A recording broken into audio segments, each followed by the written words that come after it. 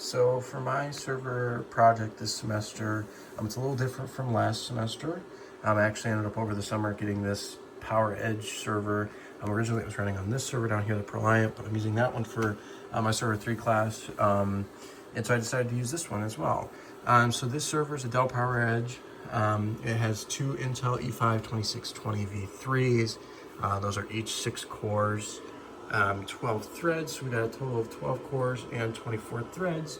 This one only has 32 gigs of RAM, DDR3 at 1333 megahertz. Not too shabby. Storage is a little different on this one.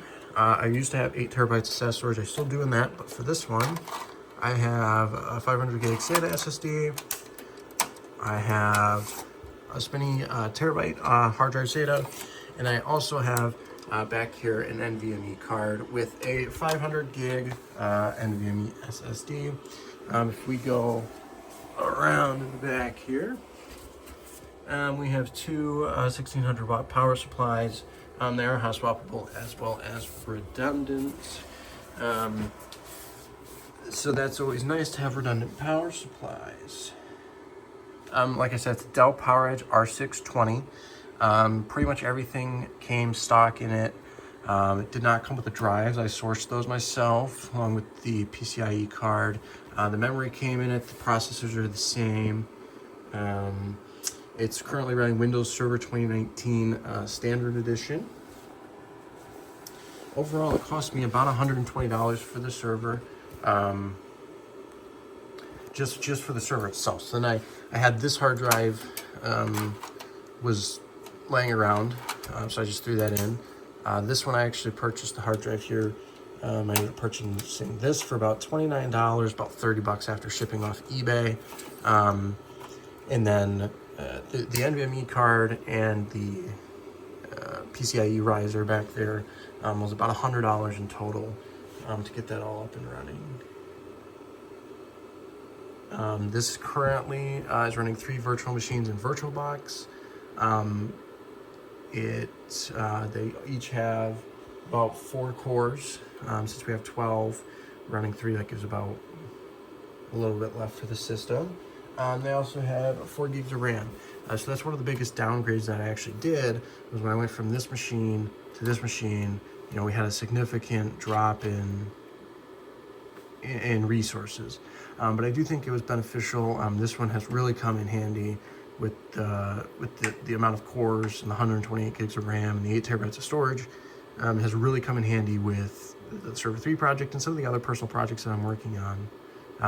But now I'm going to switch to the PC view, and we'll go over the virtual machines, show that they are up and running and that everything is good over there. So let's cover resources first. We have Windows Server 2019, the 2 processors, each with 6 cores, 12 processors, or 12 threads, I apologize. E5 2620, it is a Dell PowerEdge R620, made by Dell. We have 32 gigs of RAM, the Windows directory and system directory are on the C drive. So if we look here, we have C, D, E. Our virtual machines are all on E. D is actually just a testing volume that I throw random stuff on, and C is our system vol. We have Hyper-V enabled, and I'm not using that for this project. So moving on to VMs, as you can see, I have quite a few, just some testing and some playing around with a couple different things that I've been doing, specifically over the summer and then part of the fall semester. So we have right here, we have Windows Server 2016, and then 2 Education Edition of Windows 10. That was actually a part of last semester's project where we had to do DHCP, DNS, Active Directory. It's not specified here, but I could still show that off as well. They are stored on a different drive than the host. So in this case, our C drive is the host operating system, Windows 2019. This is hosted on the E drive here, which that's going to be our NVMe SSD. That way they boot up even faster. Oops, not what I wanted to do. We'll look at this one as well. And we can see, yep, they're all on E. I did export this appliance, and something that I thought was a little weird is that when I exported the appliance from my Proliant server, some of them actually lost their device names. You can see here server 19 retained it, but a lot of these went back to appliance disks. And I've kind of moved them over just to see why they did that. If I move them manually, for some reason they do not lose their disk. Their disk name. It must be something with VirtualBox Manager and the way that they export it. But let's go ahead and fire these up here. So we'll start with the server. We'll wait for that one to fire up. And as soon as that one kicks off, we can start this guy. Once that guy kicks off, we will go ahead and start this guy. All right. Wait for those to boot up here.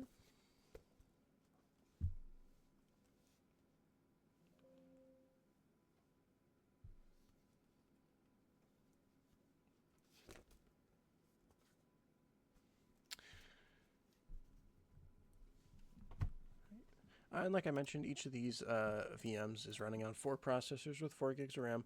One of the biggest downgrades that I actually did with switching to this PowerEdge server was my Proliant server. I've beefed it up a bit. I have 8 terabytes of storage, 120 gigs of RAM, and I think I have now 28 cores in there.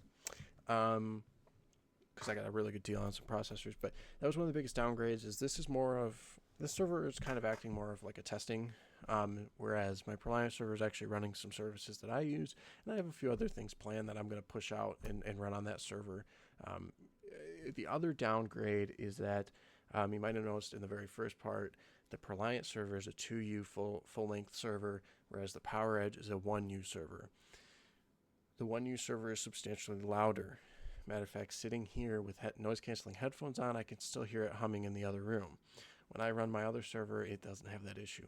That's been one noticeable downside, that there is a lot more noise pollution, I guess I'll say, with that.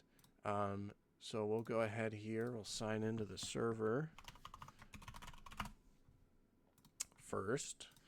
And then sure, well, we can sign into Ben James and whatnot. And we can sign into Larry as well. Okay, brings up Server Manager.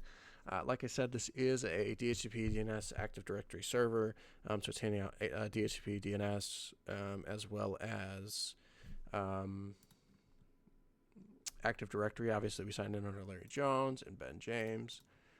So if we open, there it goes, DHCP, scope, we look at the address leases, we see that we have 2 leases. If we look up the command line here, and we do an IP config.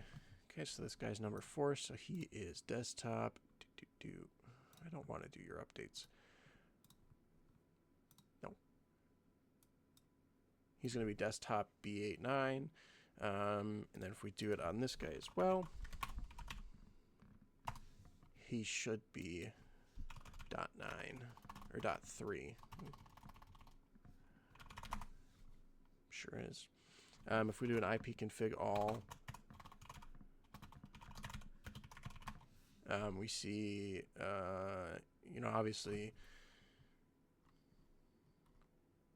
right here we're getting 192.168.1.3. Default gateway is going to be 1.1, and DHCP is going to be 1.1, which if we go over here, we also do an IP config one more time on this guy, we get a 1.1. They do have a NAT adapter. I kind of use these for another purpose, solely for testing another thing I was working on. And I can actually pop that one out, which will make it so this doesn't have, it's going out to 192.168.1.1.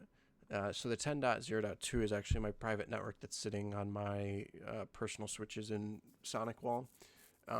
That way it's separated from my home network, just so in case anything starts going rampant with me doing funny stuff, it doesn't affect the whole infrastructure.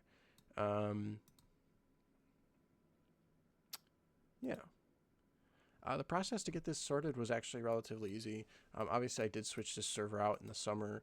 So while I was doing my internship this summer, I felt the need to get another server. I was kind of pushing the other one, and I had some other things I didn't want to conflict with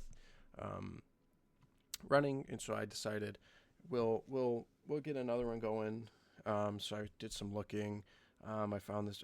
I thought it was a pretty good deal off of eBay. Like I said, it came with just the CPU, the memory. It didn't come with any drives. It came with the power supplies as well. We did source 3 drives ourselves. One of which was a terabyte hard drive. I bought that off of eBay. And then the 500 gig NVMe along with the adapter was bought off Amazon, I believe. The terabyte hard drive ended up costing me about $30 after shipping and tax. The 500 gig SSD, like I said, I had that. I did do some historical pricing from when I bought that. It was about $47.50, and that was bought off Amazon.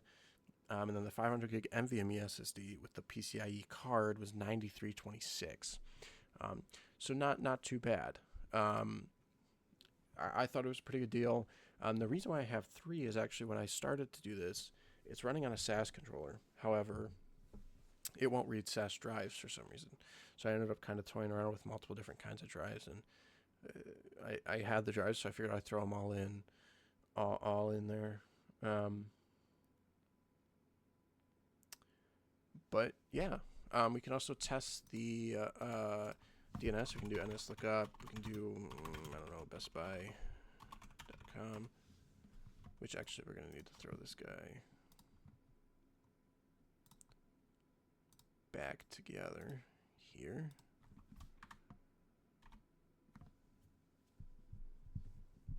Perhaps.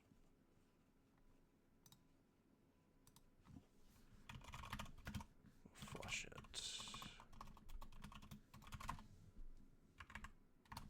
There we go. So now it's going out to my 1.1 server, and that's acting as the authoritative. It's acting as a server that's going out. So we see bestbuy.com. We can also do ferris.edu. And we get the non-authoritative answer of 161.57.5.61. Yeah, I think that just about covers everything. Overall, this project, it was always good. It's always good to get back into VirtualBox.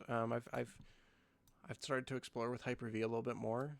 I don't know.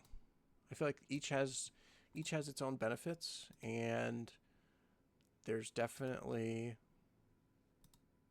benefits to both. But it's always nice to get back in here and mess around in the environment of VirtualBox versus Hyper-V and see the differences. So yeah, thanks.